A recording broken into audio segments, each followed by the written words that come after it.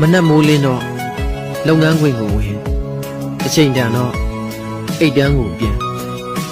မိသားစုမှာတာဝန်ကျေတဲ့သူဖြစ်ဖို့ဝမ်းရေးဟာလွမ်းရေးထက်အရေးကြီးခဲ့ချိန်မှာခံစားချက်မဲ့တဲ့စက်ရုပ်တရုပ်ကိုကိုပြန်ရှာမတွေ့လောက်အောင်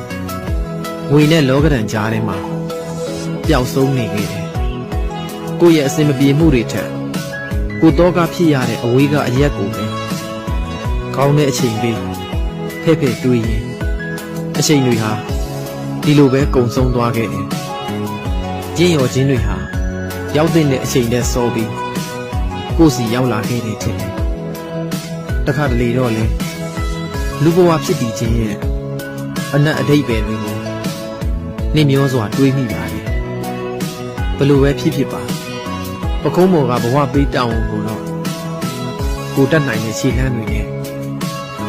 ထမ်းပေးခဲ့ခြင်းပါသေး